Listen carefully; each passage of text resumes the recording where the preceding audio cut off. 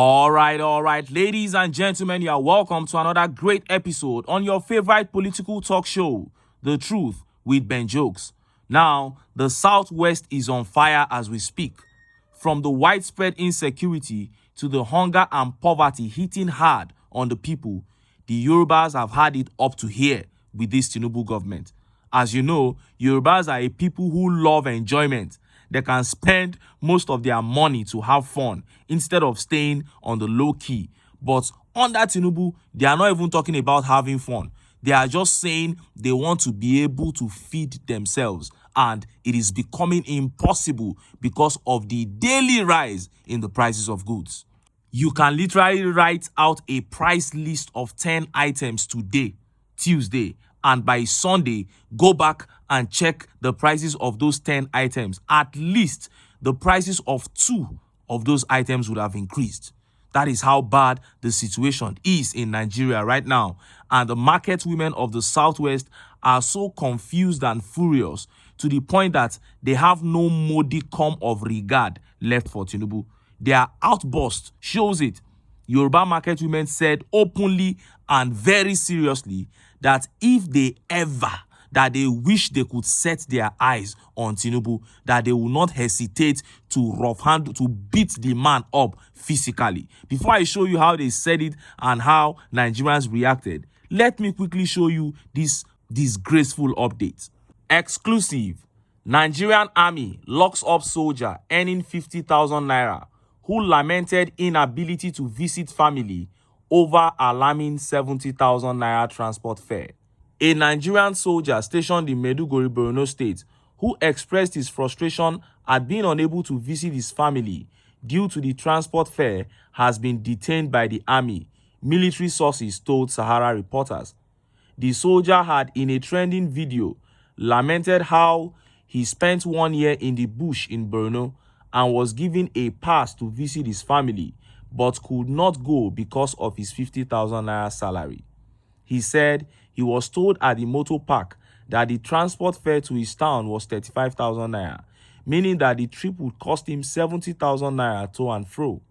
Speaking in pidgin English, the soldier said, "See wahala, the Nigerian army gave me a pass as I spent 1 year in Maiduguri today. They gave me a pass to go and see my family. As I left the bush, I reached the park and they told me that from here to my town is 35,000 naira. I calculated it and going and coming back is 70,000 naira. And 50,000 naira is my salary that I was paid this month. I don't have any option again. I am going back to the bush." Multiple sources on Tuesday told Sahara reporters that the soldier had been locked up in the guard room for days over the video, considered embarrassing by the army authorities. Our colleague who complained about the transport fare more than his salary has been locked up in the guard room, one of the sources said. Sahara reporters had reported how the Chief of Defense Staff, General Christopher Musa, said that soldiers and military officers earn less than 50,000 naira as monthly salaries, while generals and soldiers on operations get 1,200 naira for feeding daily. The Chief of Defense Staff disclosed this during an interview where he said that Nigerian soldiers and military officers were doing well and therefore should be paid salaries that were worth the job to encourage them to do more. Sahara reporters has done several reports on soldiers lamenting poor feeding, poor salaries, poor medical treatment, and poor welfare packages in general, despite abandoning their families, putting lives on the line with massive promises by the Nigerian government. What a shame. A man came out and lamented he's being paid 50,000 naira as salary. Somebody who signed a death warrant, somebody who has vowed to lay down his life for the country. Look at what he's being paid. And instead of these people to cover their faces in shame and do the needful, they decided to lock the guy up. And people will not pity soldiers. How do you pity men with guns that are being maltreated by civilians? How do you pity them? And look at how Nigerians reacted. Look at some of the tweet reactions. This tweet here says, "That is what I was expecting. They only know how to shut up their men. Shame on you at Nigerian headquarters." And this tweet by Aruna says, "When we were doing NSAS, they called us mad and shot at us. Now they are being locked up for speaking the truth. Imagine risking your life every day for 50,000 naira a month. Nigeria, heartbreaking. That is it.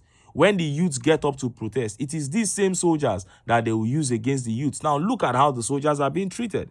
And this tweet by Oga Boss says, no, this is unacceptable. Our military personnel is not allowed to express their displeasure with their state of living. Well, maybe they are not allowed.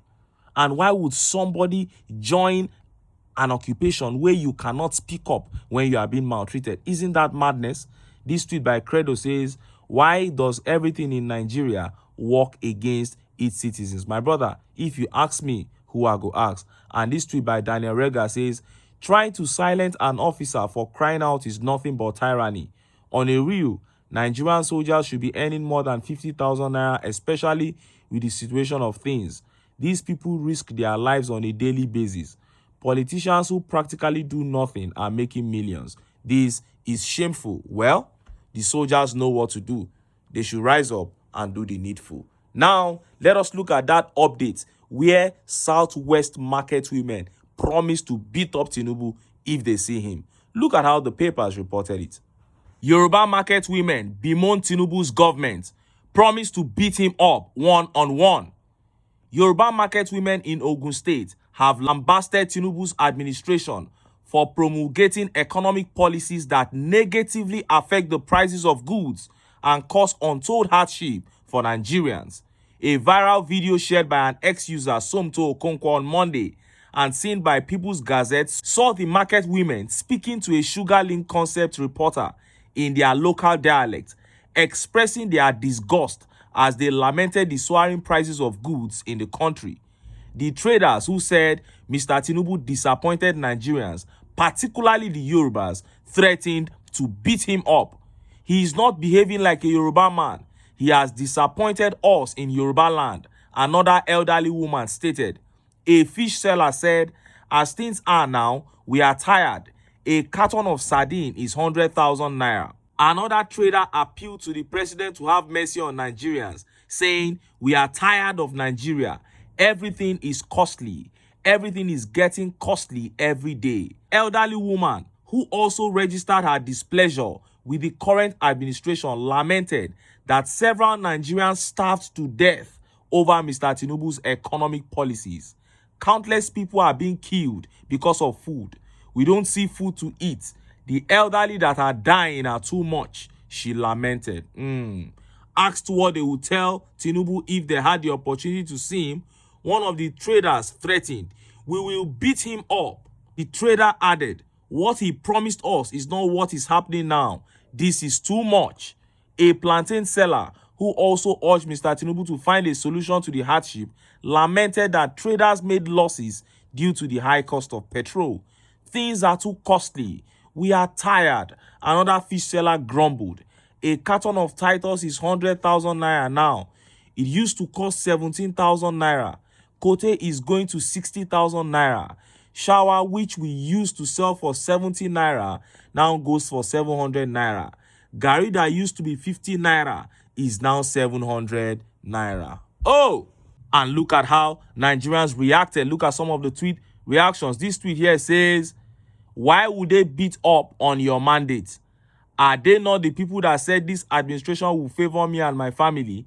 This is Lamentation chapter 1 verse 1. Oh, and this tweet by Festus says, we knew the man had nothing to offer. Now the Yoruba Ronus voted for him, and na them still they complain, my brother. And this tweet by Yoruba Obedience says, Elofo Konbale, ẹ̀yin ló kàn láti jìyà báyìí.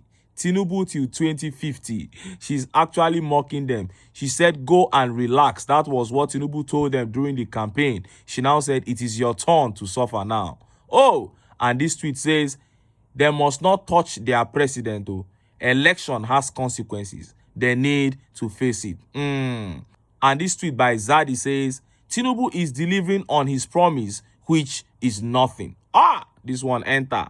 And this tweet by Shegun says, I see things are going physical here. It is not funny. It is no longer funny, my brother. Everywhere, poverty has gone viral in this country. And this tweet by Maureen says, beat official bat. I go like watch the movie. Anyway, I am not surprised And I expect more of this kind of agitations to come. You have seen protests from one state to another. We saw it in Mina, Niger State, today in Kano, and that is how it is going to this is just the beginning, because if you see the protest in Kano, that was just a warm-up protest. The bread sellers came out to protest, then young people have come out to protest. All these ones are just warning protests. What I'm foreseeing in the course of this year is a massive shutdown. Right now, ASU have started their consultations. They said all the agreement the federal government had with them have not been met. So very soon, you are going to be hearing that ASU has gone on strike. So students will be at home. Everybody will now be looking at government like this one-on-one. And somebody is saying, are they going to be able to do something before the people put themselves together? No, they won't. Because you cannot give what you don't have. They don't have the solution to these problems. That is exactly what is happening now. Governance is not easy as people think, especially when you are not honest, when you are not transparent. It is with honesty. It is with honesty that we can face the problems of this country head on. And that is why I say, if you remove His Excellency Peter Obi, there is nobody that I can point to, that I can confidently beat my chest to say can pilot the affair of this nation as it stands now amongst the political elites. Because the first thing you need is honesty. And that thing is lacking in all these guys. They all have a hand in these problems. And you cannot solve these problems with the same minds that created it. And that is why I keep telling Nigerians, until we come together as a people and kick out the APC, we will never see the end of our problems and we will never have the freedom that we desire. But until then, make I still enter town. Make I go get some ogbonge political news wey una go like. Why? Because of una. Now I dey here. So don't go away.